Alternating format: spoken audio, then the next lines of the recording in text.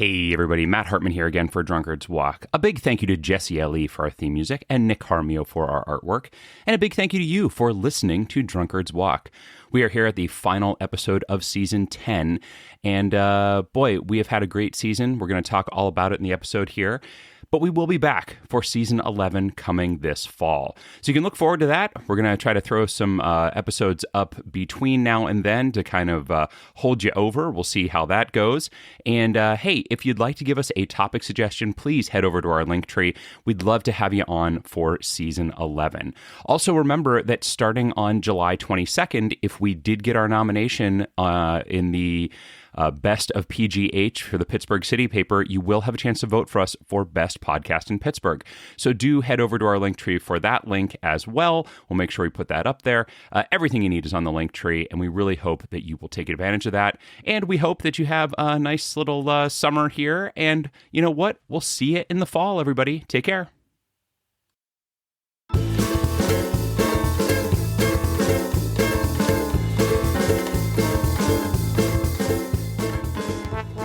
Hey everybody, welcome to the final exciting conclusion of Drunkard's Walk, Season 10.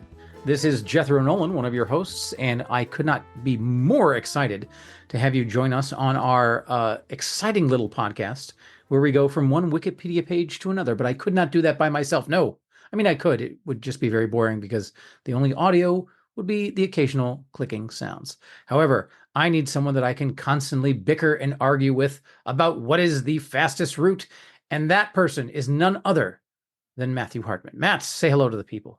Hi, people. I'll do it, Jethro. I'll bicker with you. I God love it. God bless you, sir.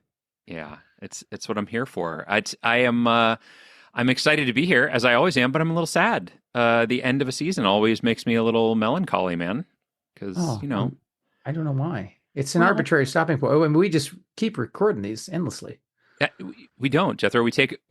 Wait, are you recording these week after week? Because we take a break. I've been meaning to say there are periods during which you don't show up. Yeah, and I just record the clicking sounds and email the files to you, but you never put them up. So I don't accept your emails during the hiatus. I actually block you to make sure that you're not sending me any other. Because let's be honest, you sent me a lot of spam and a lot of.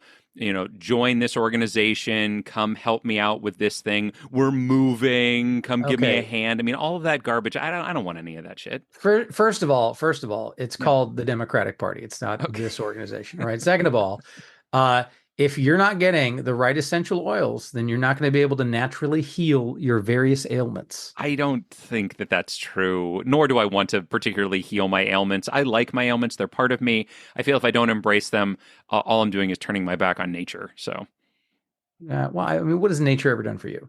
Come on. Nothing. It's trying to get rid of me. That's the whole point. I feel like if it feels like I should go, then it's time to go, man. I mean, there's no reason for me to be sticking around if nature doesn't want me here. You know what I mean? Fair enough. Entropy wins.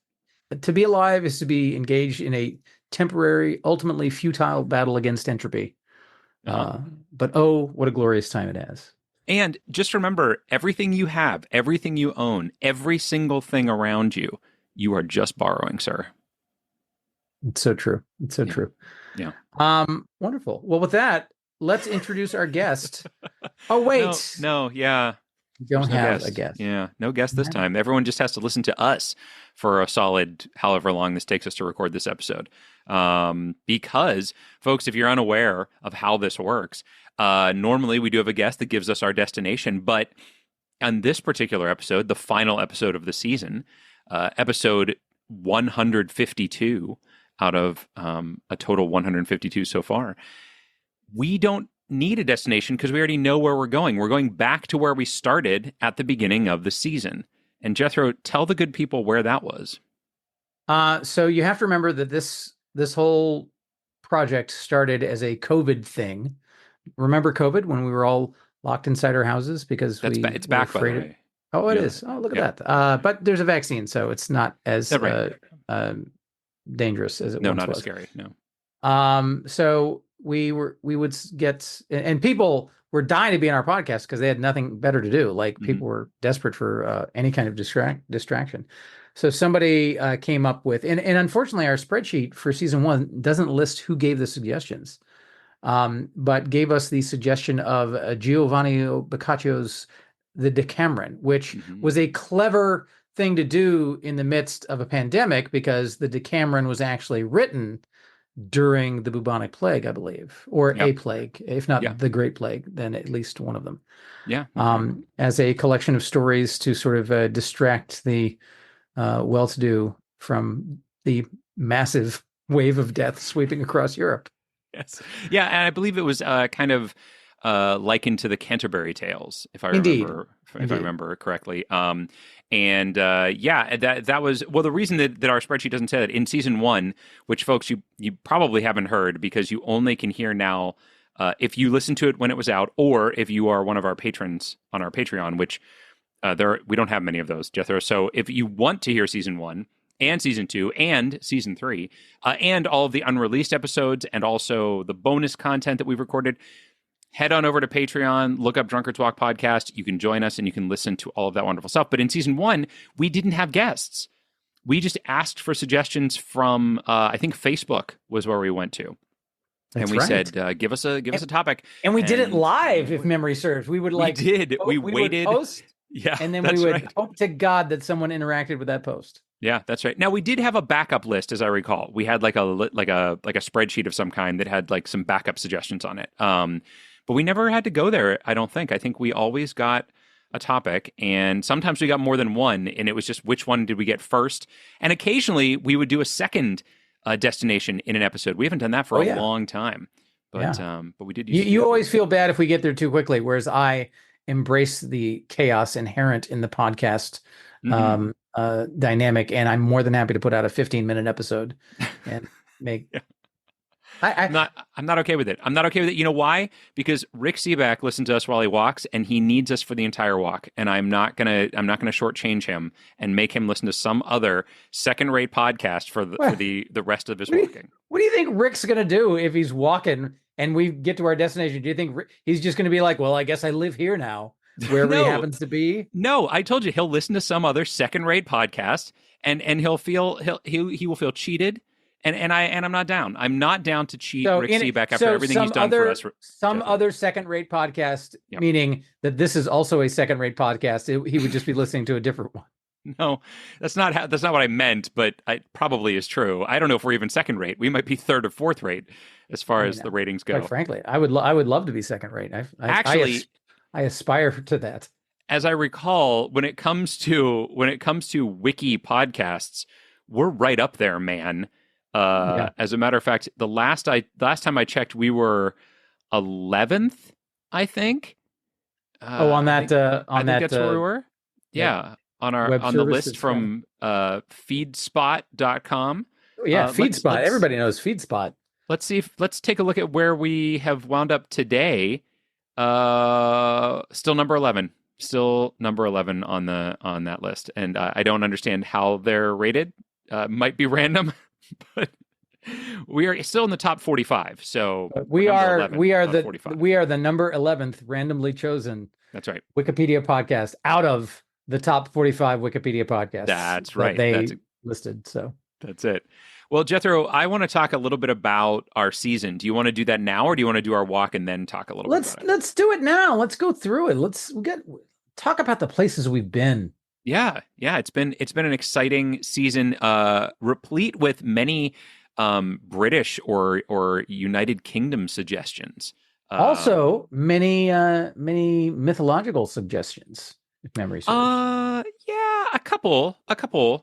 I said many. No, I don't think it's many. I think things that at least touch the mythological or touch the supernatural, but aren't specifically supernatural themselves, right? Because like the Knocker and Medusa, those are specifically supernatural or mythological.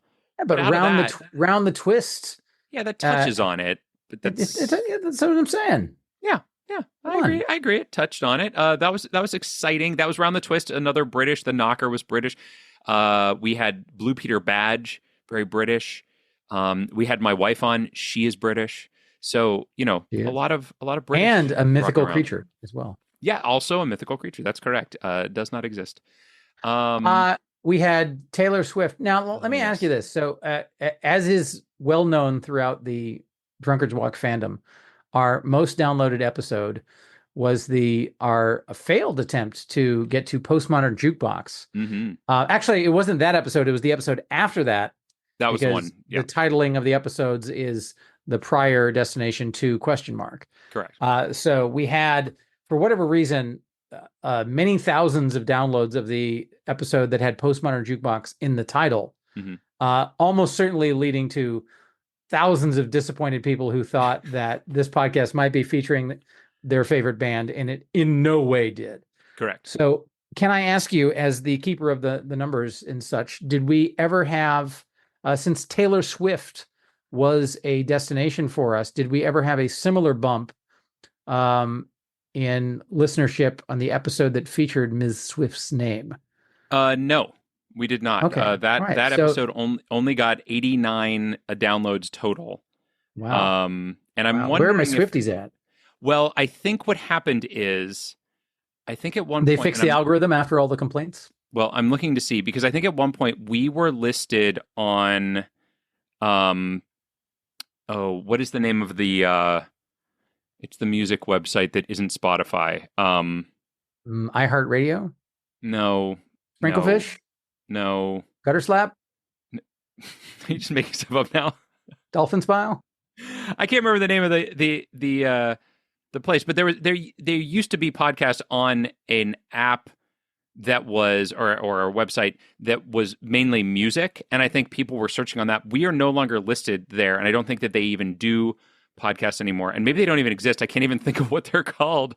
Oh, what? If I type Sprinkletube. in, yeah, Sprinkleton. Is that what you said? I said Sprinkletube, but Uh, Pandora. Pandora. That's what it Okay. was. Pandora. Yeah. And Pandora doesn't seem to. I mean, we're not listed on them anymore. Let's see if they even have. Can I listen to podcasts on Pandora? Oh wait, we are listed on Pandora. No, we're not. No, sorry. Make up Podchaser your and Pandora. mind. Podchaser and Pandora have very similar logos. So for a second, I thought maybe we did. They are still on there, but we aren't listed on there for some reason. So that, but anyway, that must be the reason. I don't know why. I don't know what has happened, but it has changed. Things have That's changed cray-cray. for us. So All right. Well, that's a lot of useful information in that rabbit hole we just went down. wasn't there? You asked, man. You asked. So I'm not sure what's going on, and maybe we can get ourselves back on there. Oh wait, we are still on there. Hold on. Oh no, we are. There it is. They must have just fixed the algorithm. That's all there is to it. Mm-hmm. There we go. Because according to I'm looking on the directory that I have on the Buzzsprout, who hosts our podcast, and they don't list Pandora as us being on there. Let's look at stats. Let's see where things have been downloaded from. Guys, you're getting the inside scoop. Yeah, this is Drunkards great. Walk. Are you guys enjoying this? You're getting the incredibly detailed nuggets of the paltry numbers that we do as a podcast. So thank you for tuning in to this. Yeah, it's not. You know what? even I feel listed. like we need to make a spreadsheet for the people. It's not even listed. Most of our listeners listen to us on Apple Podcasts, and then followed quickly by Spotify. And then after that, it kind of falls off for Pocket Cast, Overcast, Podcast Addict, Web Browser, AntennaPod, Downcast, and then there's like less than 1% on a bunch of other ones. Wow. iHeartRadio. I will tell you, Matt, so in addition to the wonderful destinations that we've had this season, Mhm. the thing that's been the most lovely and memorable for me have been the guests, because we had some podcast famous people Oh, on, for sure. on the pod that we had Karen Chu from Good Job Brain. Hmm. We had the lovely folks from Escape This Pod, Yes. which was an absolute delight. And they invited us onto their podcast. And we did that. Yes, we did. We escaped their pod. We are we no longer did. trapped in their pod. We did. And I'll tell you what, folks, if you haven't heard that episode yet, look up Escape This Podcast or Escape This Media and go check out the episode, which it's their final episode of their latest season. It's called Plum Out of Luck. And we got to do a little bit of an escape room with them, and it was a blast and a half. So if you haven't heard that yet, please go give it a listen. But also, you didn't mention Chris DeFilippis. I did not. I was trying to leave some for you to do. I didn't want to do it. Yeah. So the Quantum Leap podcast is where we knew him from, but he also has Trexploration, not a podcast, but a YouTube show. So you can check that one out as well. And then, Jethro, I got to give a big shout out to some guests that we had, folks that we've never met, folks that reached out to us, gave us topic suggestions through our link tree and through our submissions. Ritwick, Olivia, and Ben, all folks that had heard of us on other podcasts or other places, and they came and wanted to be on our show, and it was so much fun and so great having them. So it's always nice reaching new people, and that's what I was leading up to with the mentioning of the other podcast folks that were kind enough to promote us a little bit. That we're reaching new folks, and we love that. Yeah, because Wikipedia, I don't know if you know this, Matt, it's for everybody. It is. It's for everybody. It is for the masses, and we are massive. So there you go. That's how you do it. And we also had some old friends. Old dear friends. We had Sarah Wojciech, who I haven't seen in a while, but is a fantastic improviser and creative artist who makes things in miniature that are so damn lifelike that makes me feel like a giant. We had Kayla Penoyer, who's a great improviser here in the greater Detroit area. She's a delight, as well as Emma Hartman. Any relation to you? Yeah, okay. That's remember the wife I was talking about before, the mythical wife? Oh, right. That's her. And Penelope Hartman, who is my daughter. Oh, that's right. So it's a whole nepotism thing here. I only had my wife on. I didn't have my daughter on this year. True. Next season. There we go. Assuming that they're still talking to me. Yeah. We'll see. Yeah. Then we had the lovely Dave Foreman, April Peroni, Sean Collier. Yeah. So many lovely Pittsburgh. It has been a fantastic season, packed full of exciting destinations, exciting guests. It has been a blast and a half, and I've really enjoyed recording this. We had our 150th episode, which was also very exciting. That was that one you mentioned that Dave Foreman was on. He was on that episode, walked with us as well. And and we come now full circle to get back to the Decameron where we started, because, folks, that's the nature of a drunkard's walk. You will eventually randomly wind up back where you started. Ours is kind of randomly. It's more random. The topics that we get are the random part of it. But I don't know, buddy. You ready? You want to venture off, or should we talk about drinks maybe, or make our predictions? Oh, yeah, let's talk about drinks. Let's talk about drinks. Let's do that. Sometimes we have a little drink as we walk. And tonight, I'm going to tell you first, Jethro, I am drinking because we had so many UK things. I felt like I should do another scotch.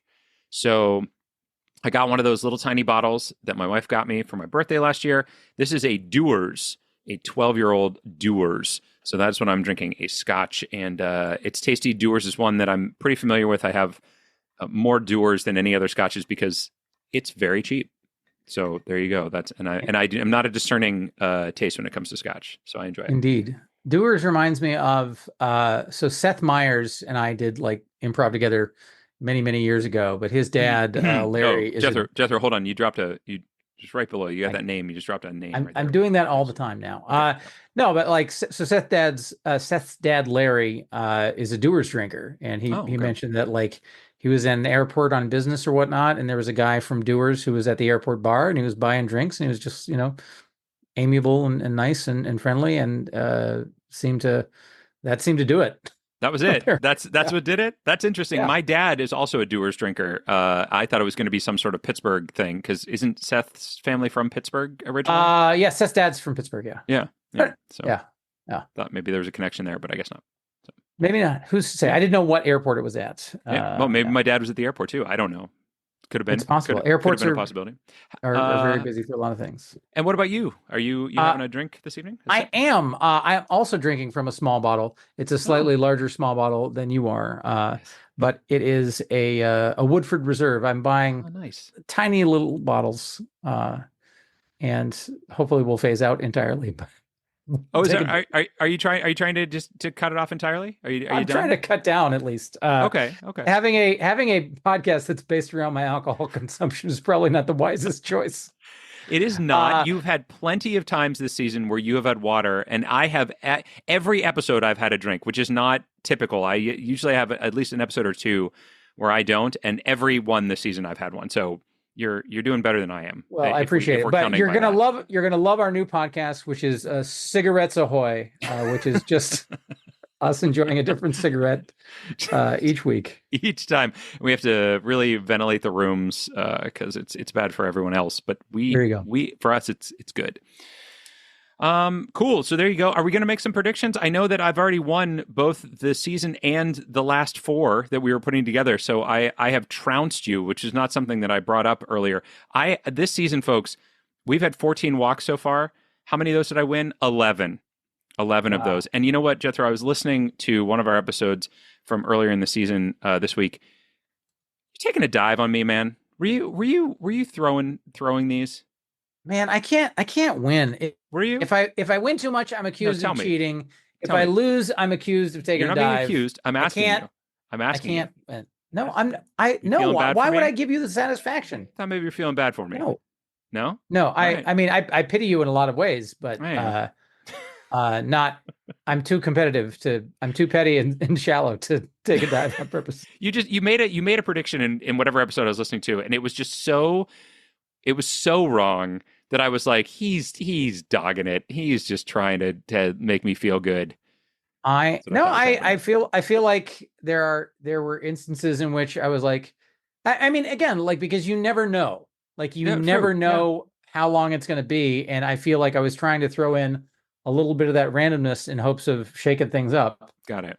And that did Okay. not All happen, right. so. That's fine. I just honestly, the reason I asked is because when I did win, my reaction was kind of, oh, okay. And I feel like if had you been throwing it and then I reacted that way, it would have been the worst. So I wanted to apologize if that was what had happened. But if you weren't, then I don't feel bad about it. Yeah, how dare you not have the appropriately rehearsed response for my Well, entirely fictional guesses on you these gotta things?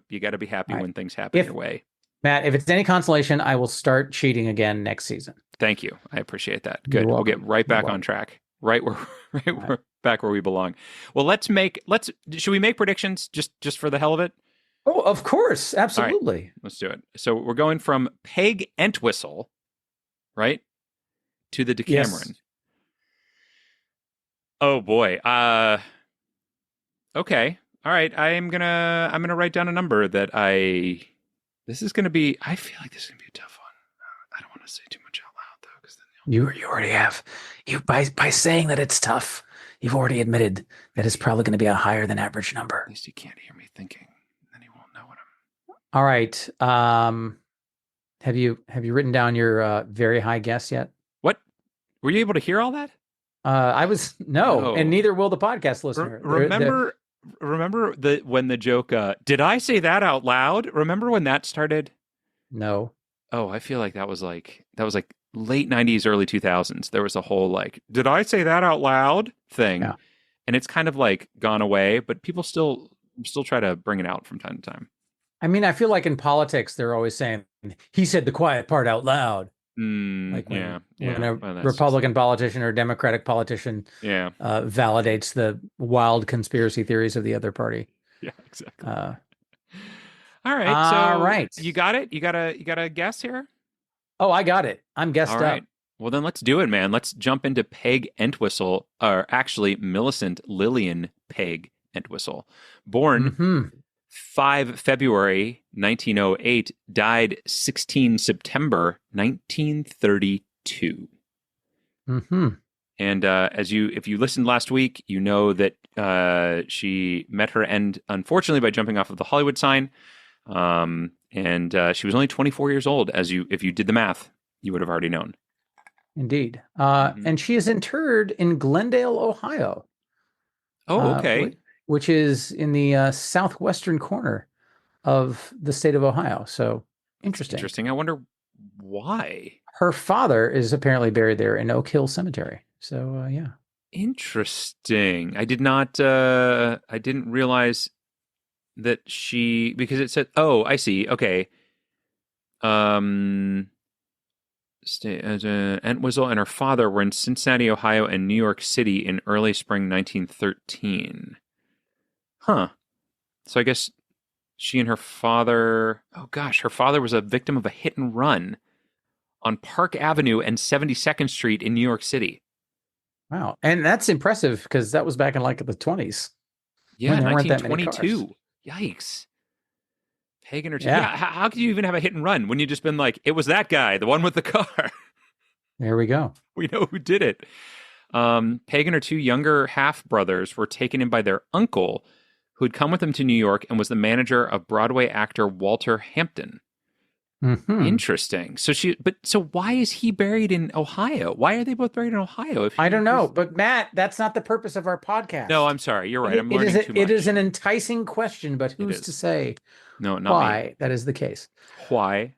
All right. So we need to get something to get to either books or publishing or the plague, or something along those lines. So are you seeing any links there that excite you in that direction? A little bit. Now, she is from the UK, so there are some mentions of some UK places. I know that we don't really want to go on the geographical route, but there's also a mention of that. There's also a mention of a play by a British playwright. I'm not sure if you've heard of it. It's the play Hamlet. And what? Hamlet. Like a little tiny ham. Oh, okay. Little tiny ham. And so my thought was that Hamlet, while not written during the time of the plague, might get us into those kind of things written in days of yore type of deal, and get us at least in the right direction of where we want to go. I don't know that that's true, but aside from that, I don't see a whole lot else that's gonna get us there. Where is this reference to Hamlet? Hamlet is referenced near the top. Sorry, I paged away from it, so I'm getting back to it here. Under Broadway, yes. Yes. There you go. Yes, right under Broadway, right under Ethel Barrymore's Hamlet. She was an uncredited walk-on part in that Broadway production because Walter Hampton gave her that uncredited walk-on.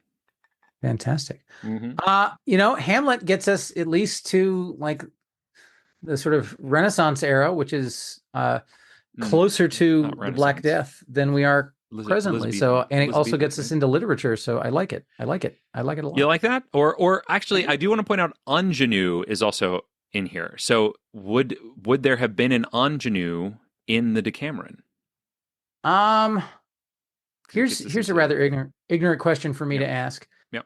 I always thought of like ingenue in terms of either plays or films. I don't tend to think of ingenue as a literary phenomenon like from books. Now could just be me misusing the term. Yeah, it says here the ingenue is a stock character in literature, film, and a role type in the theater.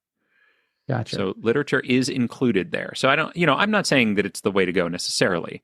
But it was just a suggestion. Yeah. I mean, I guess maybe it just because whenever I'm reading books and there are comely young lasses featured, I'm always picturing thick bitches. But that's just how I roll. Yikes on bikes, sir. All right. Well, what do you like? You want to go to Hamlet then? You like Hamlet? I mean, I like a Zoftig woman. I like somebody with meat on her bones. Okay.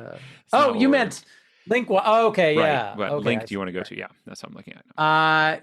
Hamlet, I think is a good suggestion. I don't know why you kept poo-pooing it after. I just saw ingenue and I got enticed by the possibility of like a literature. You get excited by young women. It's fine. No, it's fine. It's not what's happening. All right, let's go. Let's go to Hamlet. Here we go. Hamlet is a play, folks. If you're not familiar with it, you should check it out. It ain't bad.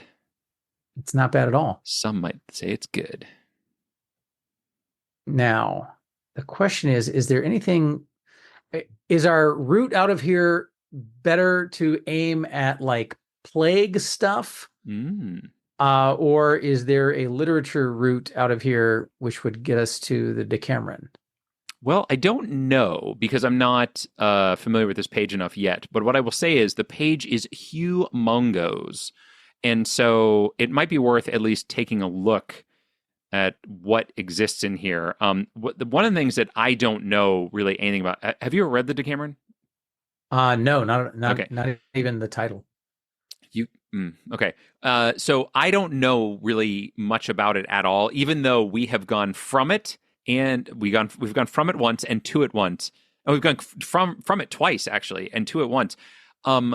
I don't remember anything about it. So like any of these references to like there's things in here that are about like, oh, these characters in Hamlet are based on this character or that type of character. I don't even know what any of the characters in the Decameron are based on. So I don't even know what to say as far as those things are concerned. Do you have any thought about that?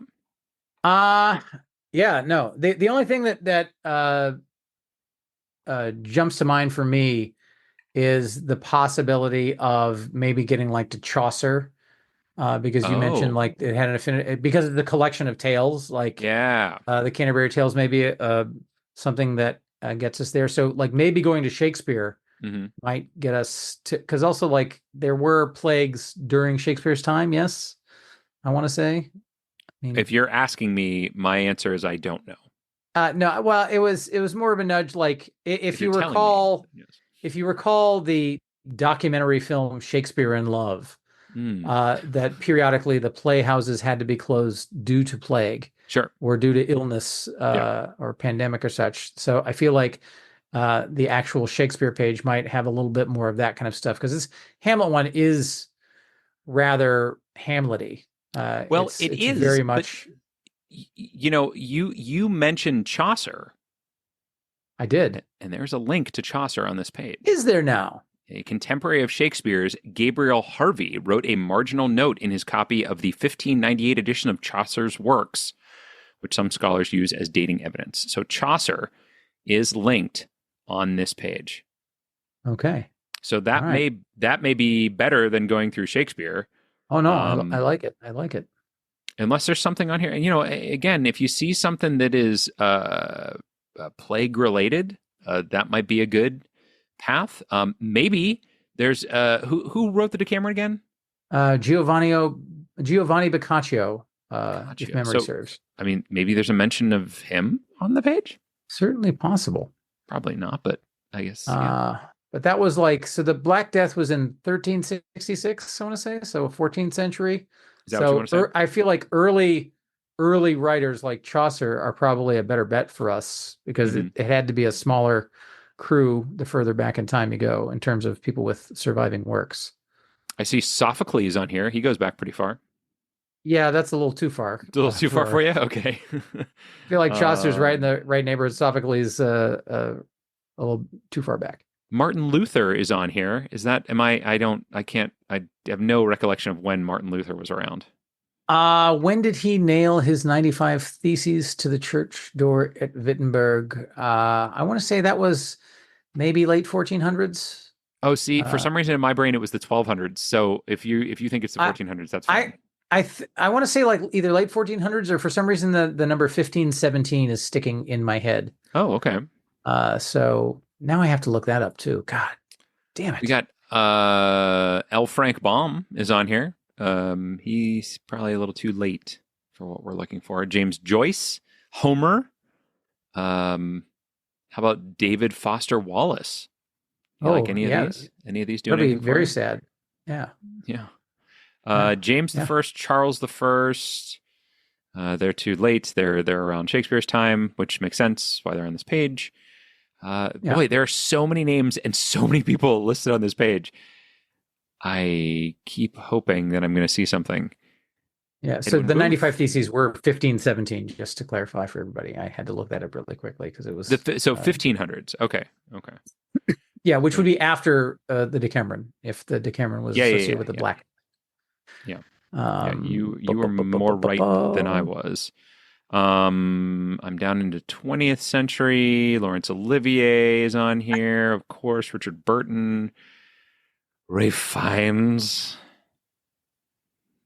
Yeah, there's a lot of these are a lot of, obviously there's a lot of names of people who did these shows. That's what we're going through here. 21st century. There's a lot of like influence, things that impacted after Mm-hmm. Shakespeare, which is not really what we're going for. We're looking for stuff that preceded him. Yeah, yeah. My hope was that like there was going to be some mention of like, they did this and then they did the Decameron. That would be lovely, wouldn't it? Wouldn't really make any sense, but yeah, I don't. I'm not seeing much. I am going to go down and check to see what the little boxes at the bottom have for us. If there's anything, Laurence Olivier Award for Best Revival, William Shakespeare's Hamlet, William Shakespeare. These are the different things that you can get into from here. So those aren't going to help us. I don't believe parodies of Hamlet. That's cool. That's cool. There's a link to that. Video games of Hamlet? Yeah. I guess that Hamlet appears in, I guess.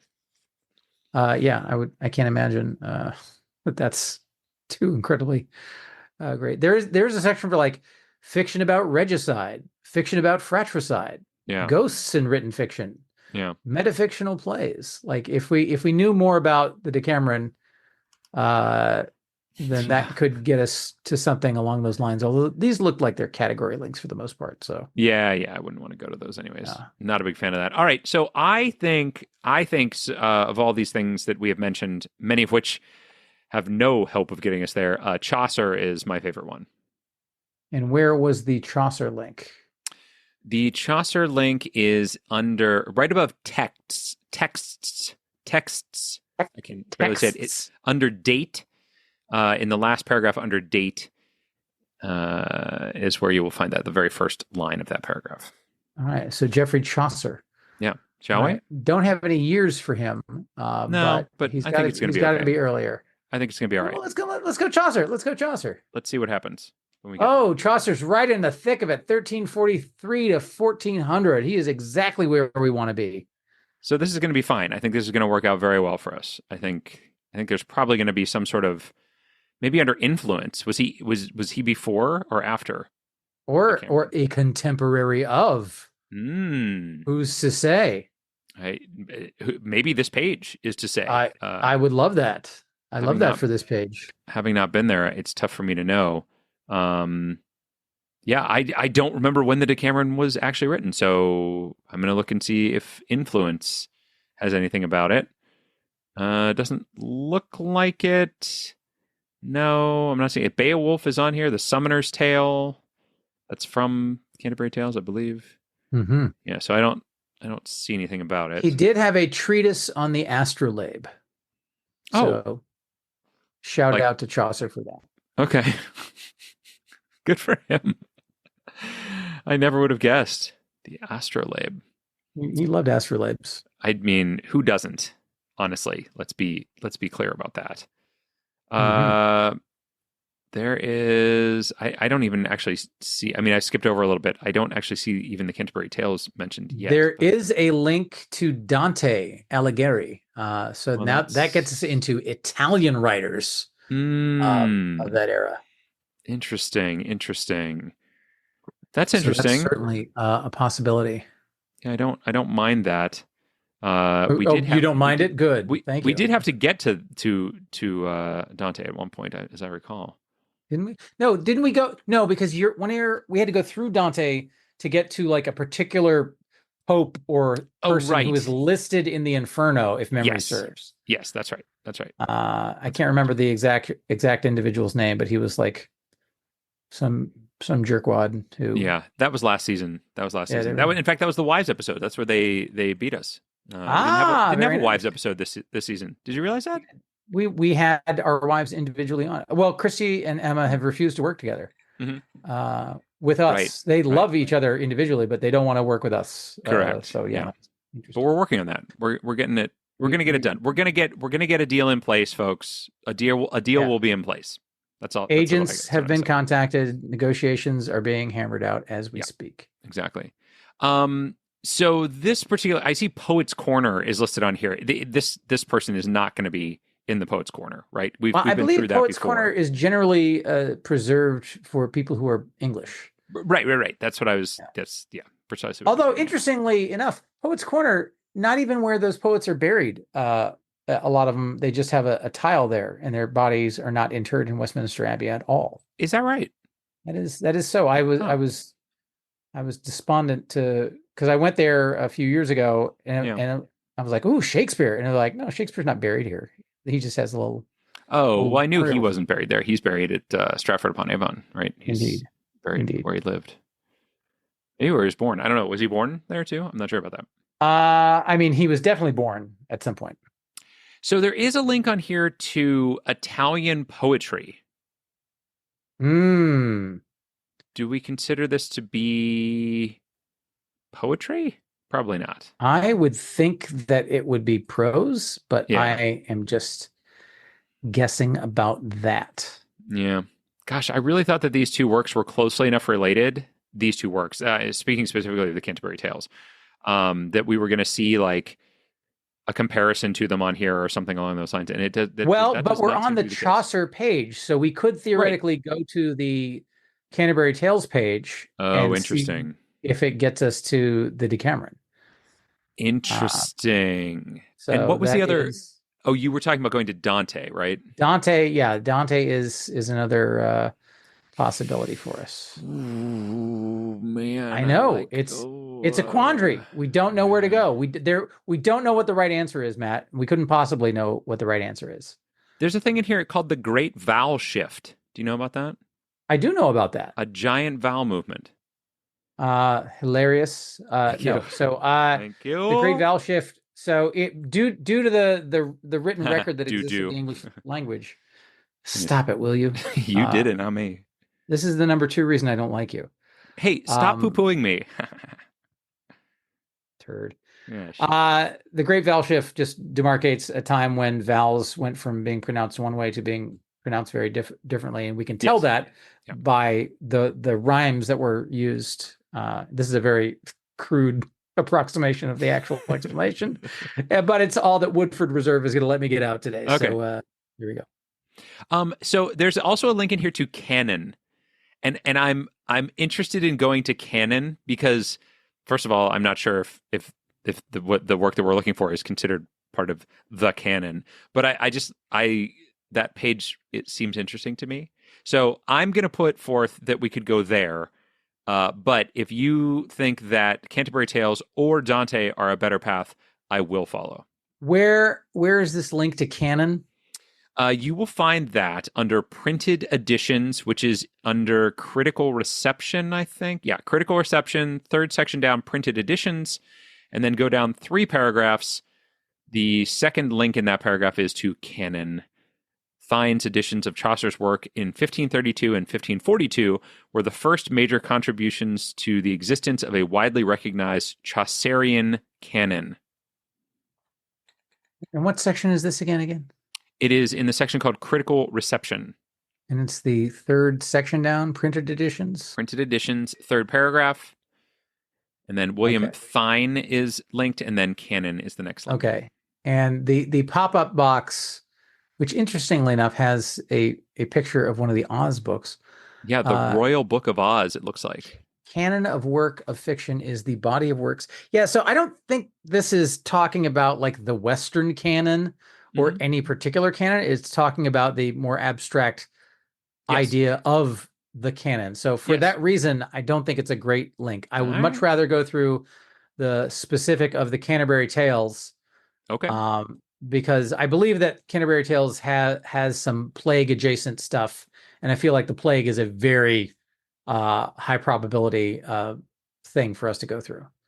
All right. If that's where you want to go, let's do it, man. Where I want to go. All right. The we're doing Canterbury Tales. Juan the Tapperel with a shore suitor, the Dreicher marsh had pierced to the rooter, and bath every vein in sweet liquor, which to engendered is the floor. Is this something you had to memorize at some point? Yeah, I had to memorize in Middle English or whatever the sure prologue to the Canterbury Tales, and that's part of it. Who can blame you? That's crazy. I've never heard of that. Actually, I think you may have done that the last time that we talked about the Canterbury Tales. Almost but aside certainly. From that, I do it every time I can, every chance I get. And Tina Ward, my high school English teacher, is looking down from heaven, Presumably, I don't know if she's still alive or not, but Gosh, yeah. uh, she finally, for the first time in her life, is proud of me for something. I have some great news for you, Jethro. What is that? There's a section here called language, and under that, there's a section called sources. And that section has, in the second paragraph, this sentence: The Canterbury Tales contains more parallels to the Decameron What? by Giovanni Boccaccio. Is that how you pronounce that? That's how I pronounce it Than, in numerous ways thus far today. So than any other work. And look at that. Decameron is linked on this page. I love it. Let's So click on it. And here we there are, you Matt. go. We did it. We've done it. We've gone all the way from the Decameron back to the Decameron. I don't believe it. Well, actually, I do believe it, but we've done it. We have found it. It was here the whole time. And I don't think you even pronounced it Decameron even once. No, I didn't. I decided. Bravo to I you, decided sir. against it. In fact, there are mentions here of Dante and the Divine Comedy and all kinds of stuff going on. But this is it. We've reached it, and we won't be coming back here, folks. If you join us for, Jethro, dare I say it, season 11? What? Is it coming? Can it be done? Will it be here someday? Who's to say? I think it shall. But if you join us for that, we will not be starting at the Decameron. We'll start instead whatever the next suggestion was in season 1. And I'm not even going to tell you what that is. If you want to find out. I know what it is, and it's a good one, Matt. I'm not going to say it either. You go to our Patreon. You join our Patreon. You don't even have to spend a lot of money. Yeah, I think you do it for like $3 a month or something like that, and you can find yourself access to that first season. You can find out where we're going to start next season. Now, I think what I'm going to do, Jethro, I think between the season 9 and season 10, I threw out some old episodes just to satisfy their appetite a little bit. I think I may go back and do that again. We'll see. I'm not making any promises, but I think that will happen. So if you're looking and you're thinking, oh, what am I going to listen to next week? Don't worry. I think I got you covered. If I don't, you'll find out next week. You'll find out if I've dropped the ball on that. But let's find out who dropped the ball on this one, Jethro, because I made a guess here. I thought this was going to be a difficult one, and so I made a higher guess than I would normally make. But I'm not going to tell you yet because you need to tell us first. What was your guess? All right. Well, I also made a higher guess because I made the same assumption that you did. So I guessed 7. Hey, Jethro, guess what? So did I, buddy. Look at that. We tied. A tie. Huzzah. So that means it carries over to next season. That's the best way that possibly could have happened. Matt, you have authoritatively won this season. Correct. Congratulations to you. For sure, I won the season, but I'm going to tell you what, you're going to get a bonus point if you win the first episode of next season. As will I. If I win the first episode of next season, you get a bonus point. No, that's not how it works. It absolutely is. A tie always carries over to the next one. You don't get a win for a tie. No, but that's like saying if you score an extra point at the end of in overtime in a football game, it carries over to the next game. It doesn't. Yeah. Well, this game is done. That's not what this is. This is not football. You know what? No season 11. I quit. That's it. That's what did it. I can't believe it. I'm a very petty and finicky man. Trying to give you a bonus point, and you won't even take it. I mean, not give you, but potentially you will. You can win this. Oh man, you're not interested. I don't need it like you do, Matt. I don't need the win to validate my identity. Well, I don't need it to validate my identity. But I would like it. I would like to have it. I'm very excited about it. By the way, that it was a lot of wins this season. We wound up this season with an average of 5.2 links per episode, and that brings our total average over our. We've gone through 850 links. That's pretty amazing. 850 links, 7.798 is our average number right now, and I think, Jethro, next season we can bring that down. I think we can knock that down a bit, as we clearly did. I mean, our average this season was 5.2, so we must have brought it down from whatever it was last season. I love it.